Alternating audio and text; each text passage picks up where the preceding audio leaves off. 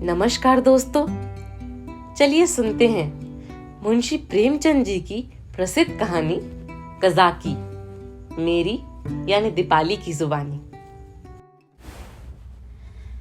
मेरी बाल स्मृतियों में कज़ाकी एक ना मिटने वाला व्यक्ति है। आज 40 साल गुजर गए। कज़ाकी की मूर्ति अभी तक आंखों के सामने नाच रही है। मैं उन दिनों अपने पिता के साथ आजमगढ़ की एक तहसील में था। कज़ाकी जाति कपासी था, बड़ा ही हंसमुख, बड़ा ही साहसी, बड़ा ही जिंदा दिल। वह रोज शाम को डाक का थैला लेकर आता, रात भर रहता और सवेरे डाक लेकर चला जाता। शाम को फिर उधर से डाक लेकर आ जाता। मैं दिन भर एक उद्विग्न दशा में उसकी राह देखा करता था। जो ही 4 बजते व्याकुल होकर सड़क पर आकर खड़ा हो जाता और थोड़ी देर में कज़ाकी कंधों पर बल्लम रखे उसकी झुनझुनी बजाता दूर से दौड़ता हुआ आता दिखलाई देता। वह सांवले रंग का गठीला लंबा जवान था। शरीर सांचे में ऐसा ढला हुआ कि चतुर मूर्तिकार भी उसमें कोई दोष ना निकाल सकता।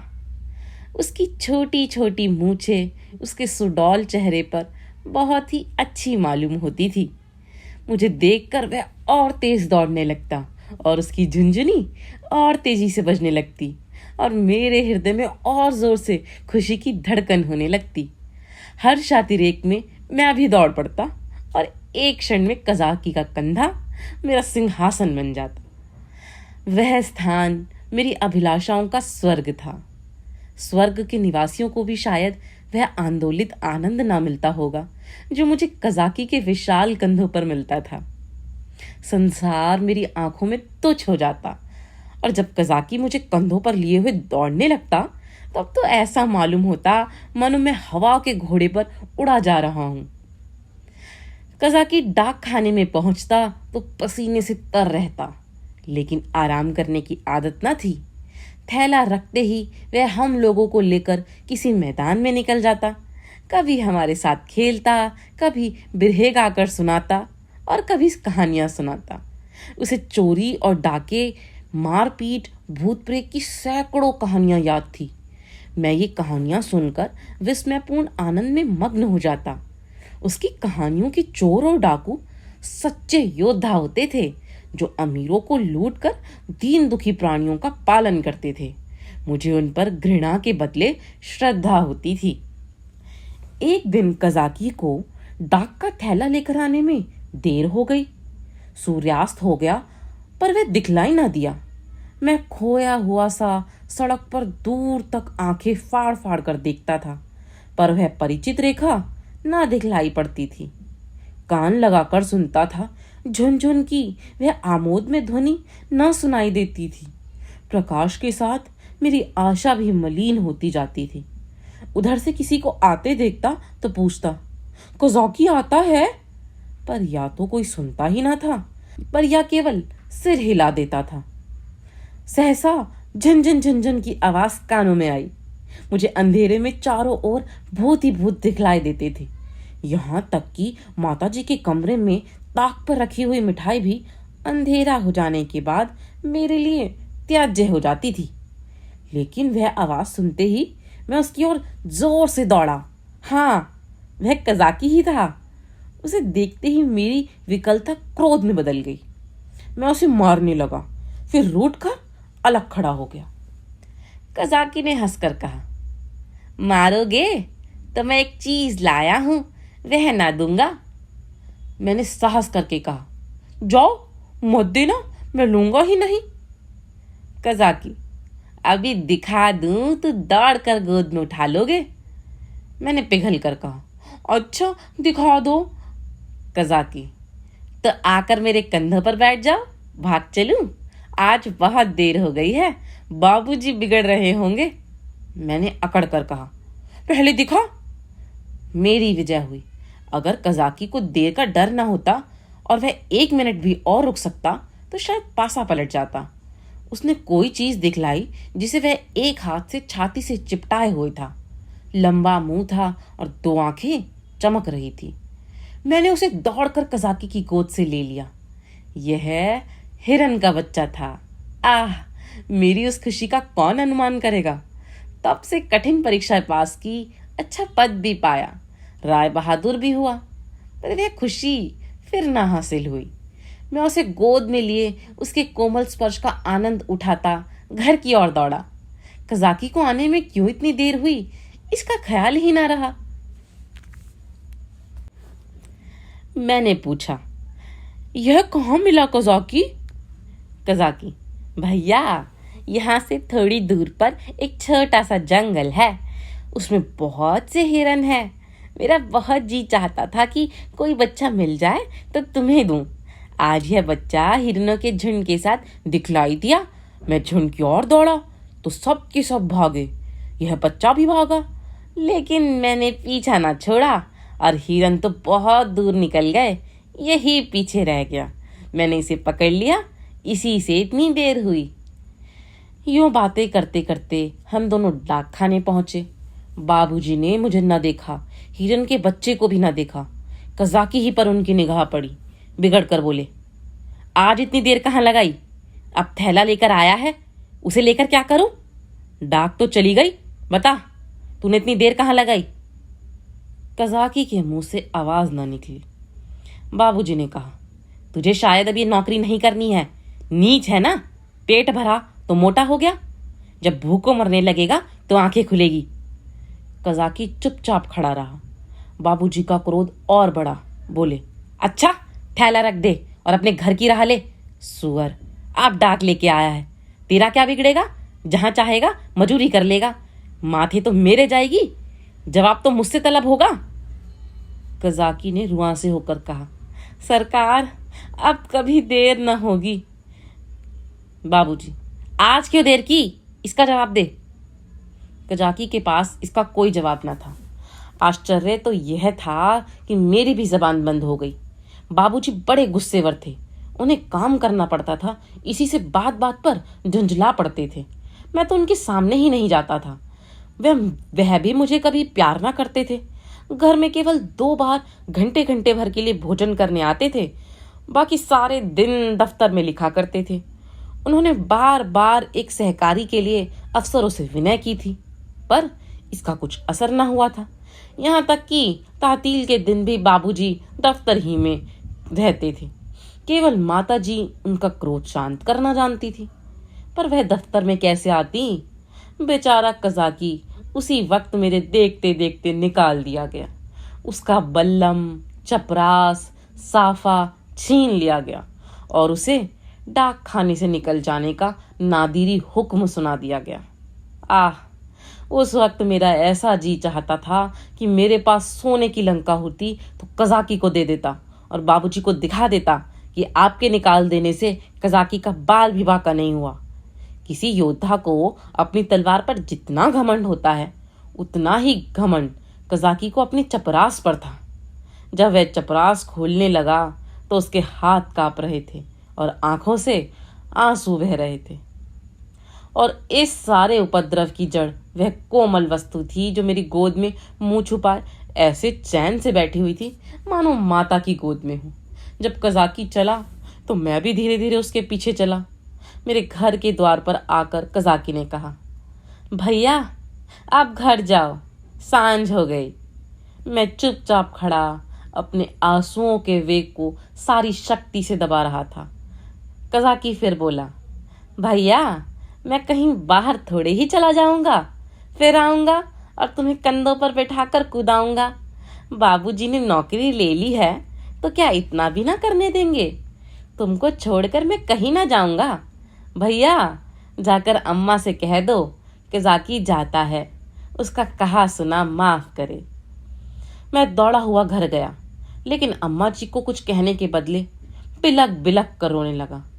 अम्मा जी रसोई के बाहर निकलकर पूछने लगी, क्या हुआ बेटा, किसने मारा? बाबूजी ने कुछ कहा है? अच्छा रह तो जाओ, आज घर आते हैं तो पूछती हूँ, जब देखो मेरे लड़के को मारा करते हैं। चुप रहो बेटा, अब तुम उनके पास कभी मत जाना। मैंने बड़ी मुश्किल से आवाज संभाल कर कहा, कज़ाकी। अम्मा ने समझा कज़ाकी ने मारा है।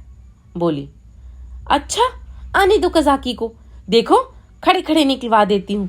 हरकारा होकर मेरे राजा बेटा को मारे, आज ही तो साफा बल्लम सब छिनवाए लेती हूँ। वाह।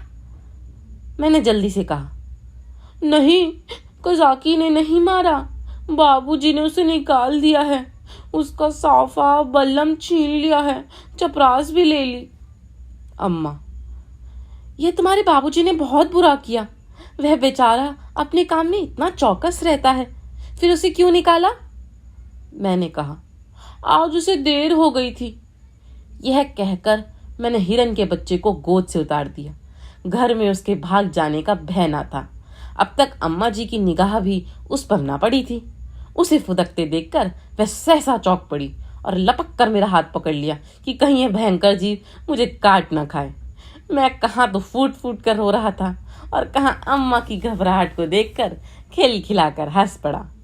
अम्मा, अरे यह तो हिरन का बच्चा है, कहाँ मिला? मैंने हिरन के बच्चे का सारा इतिहास और उसका भीषण परिणाम आदि से अंत तक कह सुनाया। अम्मा, यह इतना तेज भागता था कि कोई दूसरा होता तो पकड़ ही ना सकता था। सन सन हवा की तरह उड़ता चला जाता था।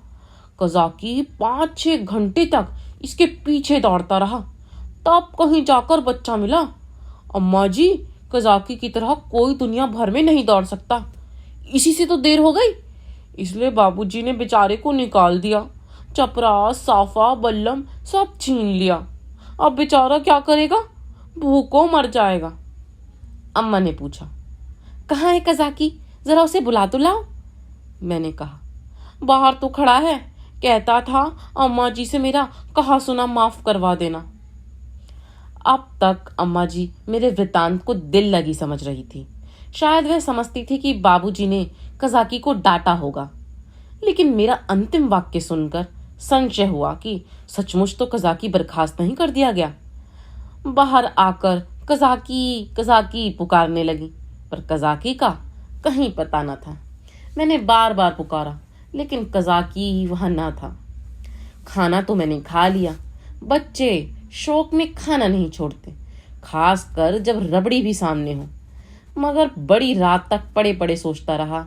मेरे पास रुपए होते तो 1 लाख रुपए कज़ाकी को दे देता और कहता, बाबूजी से कभी मत बोलना, बेचारा भूखों मर जाएगा। देखूं कल आता है कि नहीं। अब क्या करेगा आकर, मगर आने को तो कह गया है। मैं कल उसे अपने साथ खाना खिलाऊंगा। यही हवाई किले बनाते बनाते मुझे नींद आ गई। दूसरे दिन मैं दिन भर अपने हिरन के बच्चे की सेवा सत्कार में व्यस्त रहा। पहले उसका नामकरण संस्कार हुआ, मुन्नू नाम रखा गया।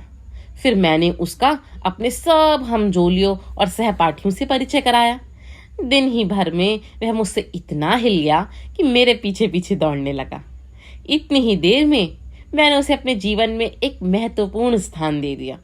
अपने भविष्य में बनने वाले विशाल भवन में उसके लिए एक अलग कमरा बनाने का निश्चय कर लिया। चारपाई, सैर करने की फिटन आदि की भी आयोजना कर ली। लेकिन संध्या होते ही मैं सब कुछ छोड़ छाड़ कर सड़क पर आ खड़ा हुआ और कज़ाकी की बाट जोहने लगा। जानता था कि कज़ाकी निकाल दिया गया है, अब उसे यहाँ आने की कोई ज़रूरत नहीं रही। फिर न जाने क्यों मुझे यह आशा हो रही थी कि वह आ रहा है। एकाएक मुझे ख्याल आया कि कज़ाकी भूखों मर रहा होगा। मैं तुरंत घर आया। अम्मा दियाबाती कर रही थी।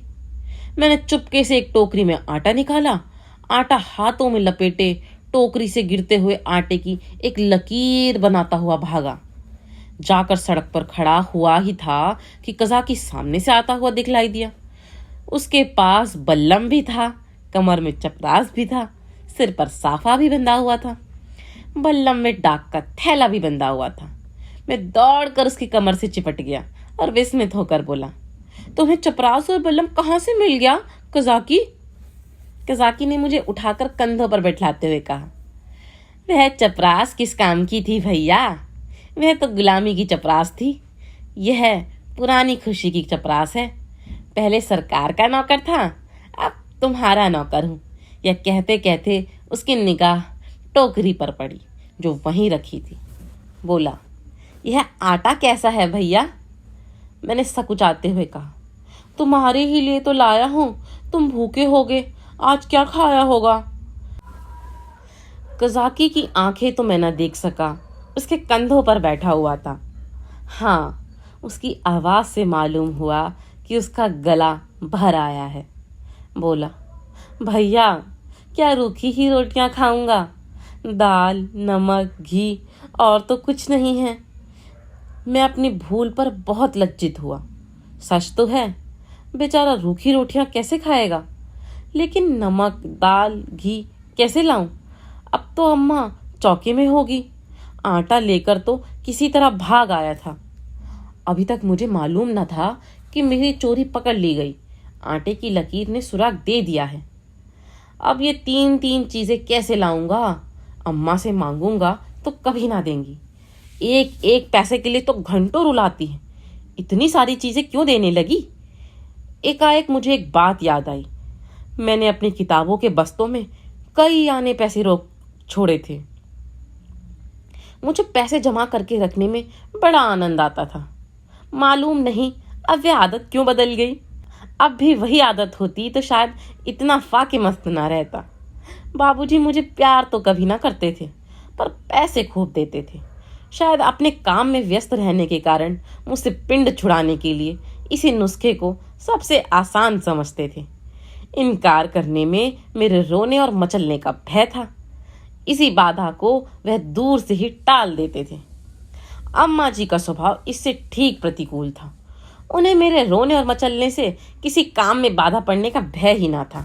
आदमी लेटे लेटे दिन भर रोना सुन सकता है। हिसाब लगाते हुए जोर की आवाज से ध्यान बढ़ जाता है। अम्मा मुझे प्यार तो बहुत करती थी, पर पैसे का नाम सुनते ही उनकी त्योरियां बदल जाती थी। मेरे पास किताबें ना थी। हाँ, एक बस्ता था जिसमें डाक खाने के 2-4 फॉर्म तय करके पुस्तक के रूप में रखे हुए थे। मैंने सोचा, दाल, नमक और घी के लिए क्या उतने पैसे काफी ना होंगे? मेरी तो मुट्ठी में ही नहीं आते। यह निश्चय करके मैंने कहा, अच्छा मुझे उतार दो, तो मैं दाल और नमक ला कर दूंगा, मगर रोज आया करोगे ना? कज़ाकी, भैया खाने को दोगे तो क्यों ना आऊंगा। मैंने कहा, मैं रोज खाने को दूंगा। कज़ाकी बोला, तो मैं रोज आऊंगा। मैं नीचे उतरा और दौड़कर सारी पूंजी उठा लाया। कज़ाकी को रोज बुलाने के लिए उस वक्त मेरे पास कोहिनूर का हीरा भी होता तो उसको भी भेंट करने में मुझे पसोपेश न होता। कज़ाकी ने विस्मित होकर पूछा, ये पैसे कहाँ पाए भैया? मैंने गर्व से कहा, मेरे ही तो हैं। कज़ाकी, तुम्हारी अम्मा जी तुमको मारेंगी, कहेंगी कज़ाकी ने फुसला कर मंगवा लिए होंगे। भैया इन पैसों की मिठाई ले लेना और मटके में रख देना। मैं भूखों नहीं मरता, मेरे 2 हाथ हैं, मैं भला भूखों मर सकता हूँ? मैंने बहुत कहा कि पैसे मेरे हैं, लेकिन कज़ाकी ने ना लिए। उसने बड़ी देर तक इधर उधर की सैर कराई, गीत सुनाए और मुझे घर पहुंचाकर चला गया। मेरे द्वार पर आटे की टोकरी भी रख दी।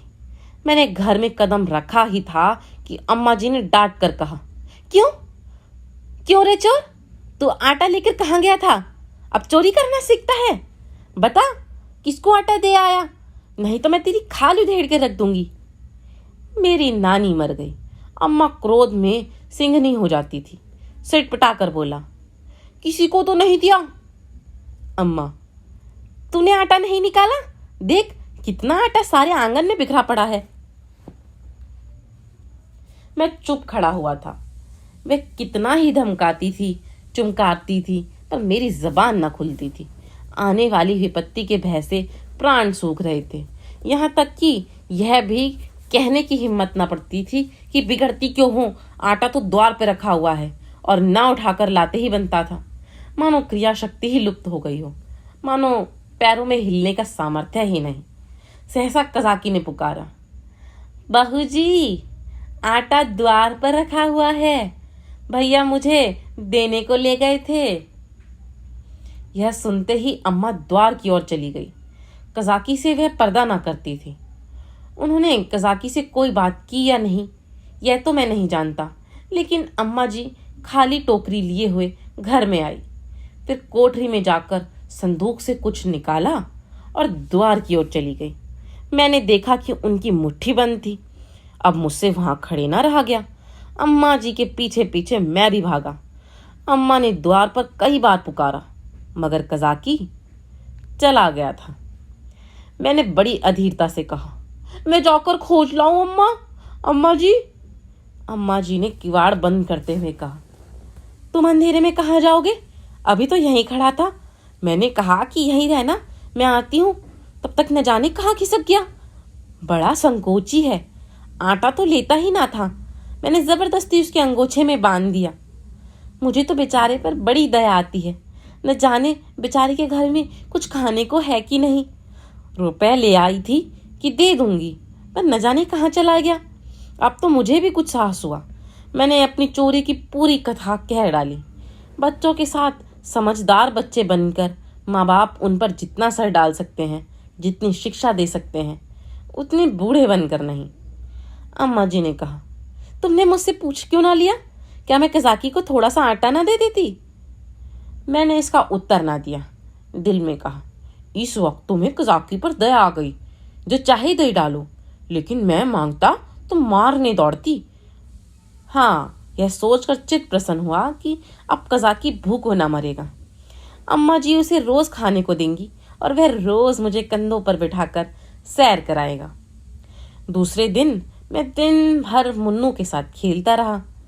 शाम को सड़क पर जाकर खड़ा हो गया, मगर अंधेरा हो गया और कज़ाकी का कहीं पता नहीं। दिए जल गए, रास्ते में सन्नाटा छा गया, पर कज़ाकी ना आया। मैं रोता हुआ घर आया। अम्मा जी ने पूछा, क्यों रोते हो बेटा? क्या कज़ाकी नहीं आया? मैं और जोर से रोने लगा।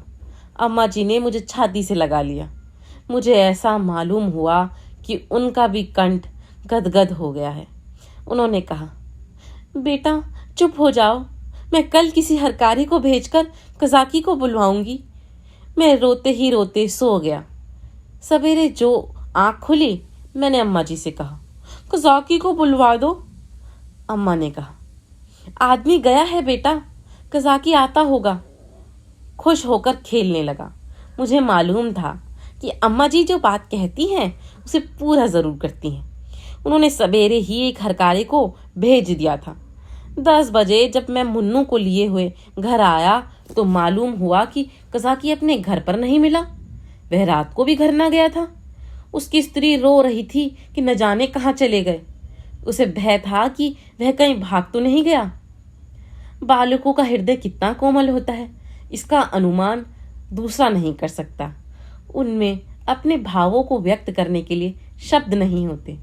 उन्हें यह भी ज्ञात नहीं होता कि कौन सी बात उन्हें विकल कर रही है, कौन सा कांटा उनके हृदय में खटक रहा है। क्यों बार बार उन्हें रोना आता है? क्यों वे मन मारे बैठे रहते हैं? क्यों खेलने में जी नहीं लगता? मेरी भी यही दशा थी। कभी घर आता, कभी बाहर जाता, कभी सड़क पर पहुंच जाता। आंखें कज़ाकी को ढूंढ रही थी। वह कहाँ चला गया? कहीं भाग तो नहीं गया? तीसरे पहर को मैं खोया हुआ सा सड़क पर खड़ा था। सहसा मैंने कज़ाकी को एक गली में देखा। हाँ, वह कज़ाकी ही था। मैं उसकी ओर चिल्लाता हुआ दौड़ा, पर गली में उसका पता ना था। न जाने किधर गायब हो गया। मैंने गली के इस सिरे से उस सिरे तक देखा, मगर कहीं कज़ाकी की गंध तक ना मिली। घर जाकर मैंने अम्मा जी से यही बात कही। मुझे ऐसा जान पड़ा कि यह बात सुनकर वह बहुत चिंतित हो गई थी। इसके बाद 2-3 दिन तक कज़ाकी ना दिखलाई दिया। मैं भी अब उसे कुछ कुछ भूलने लगा। बच्चे पहले जितना प्रेम करते हैं, बाद को उतने ही निष्ठुर भी हो जाते हैं। जिस खिलौने पर प्राण दे देते हैं, उसी को 2-4 दिन बाद पटक कर फोड़ भी डालते हैं। 10-12 दिन और बीत गए। दोपहर का समय था। बाबूजी खाना खा रहे थे। मैं मुन्नू के पैरों में पीनस की पैजनियां बांध रहा था। एक औरत घूंघट निकाले हुए आई और आंगन में खड़ी हो गई। उसके कपड़े फटे हुए और मैले थे, पर गोरी और सुंदर स्त्री थी। उसने मुझसे पूछा। भैया जी, बहू कहाँ है? मैं उसके पास जाकर उसका मुंह देखते हुए कहा, तुम कौन हो? क्या बेचती हो?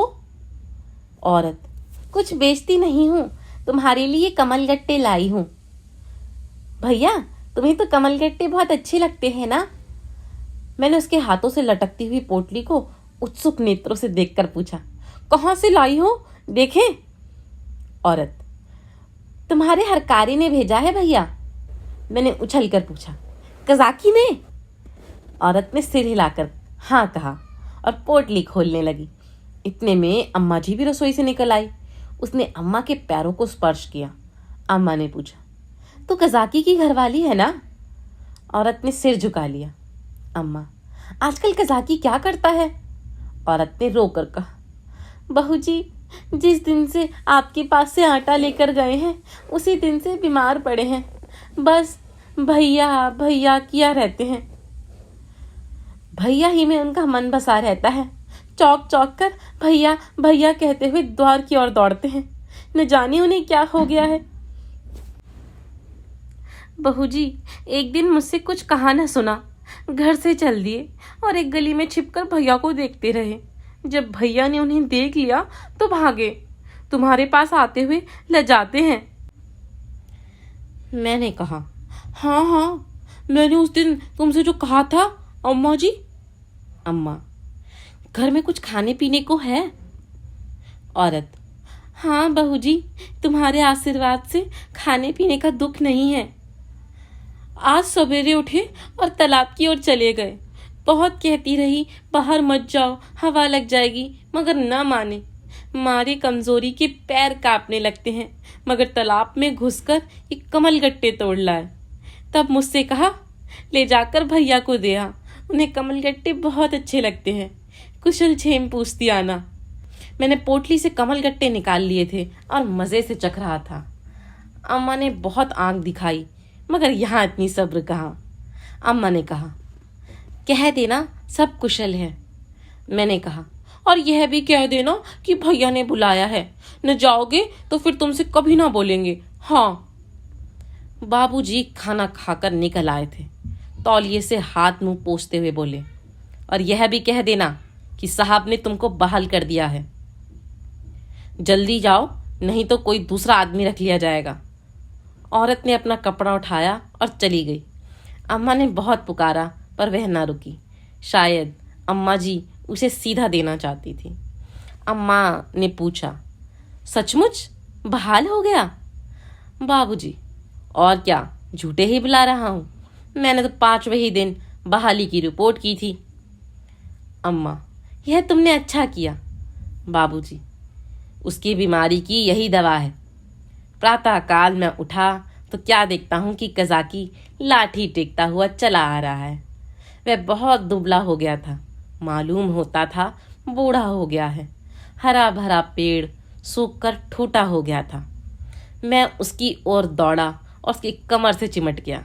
कजाकी ने मेरे गाल चूमे और मुझे उठाकर कंधों पर बिठलाने की चेष्टा करने लगा, पर मैं न उठ सका। तब वह जानवरों की भांति भूमि पर हाथों और घुटनों के बल खड़ा हो गया और मैं उसकी पीठ पर सवार होकर डाक खाने की ओर चल दिया। मैं उस वक्त फूला न समाता था और शायद कजाकी मुझसे भी ज्यादा खुश था। बाबूजी ने कहा, कजाकी, तुम बहाल हो गए हो, अब कभी देर न करना। कजाकी रोता हुआ पिताजी के पैरों पर गिर पड़ा, मगर शायद मेरे भाग्य में दोनों सुख भोगना ना लिखा था। मुन्नू मिला तो कजाकी छूटा, कजाकी आया तो मुन्नू हाथ से गया, और ऐसा गया कि आज तक उसके जाने का दुख है। मुन्नू मेरी ही थाली में खाता था। जब तक मैं खाने ना बैठूं वह कुछ ना खाता था। उसे भात से बहुत ही रुचि थी, लेकिन जब तक खूब घी ना पड़ा हो उसे संतोष ना होता था। वह मेरे ही साथ सोता और मेरे ही साथ उठता भी था। सफाई तो उसे इतनी पसंद थी कि मल मूत्र त्याग करने के लिए घर से बाहर मैदान में निकल जाता था। कुत्तों से उसे चिढ़ थी, कुत्तों को घर में ना घुसने देता।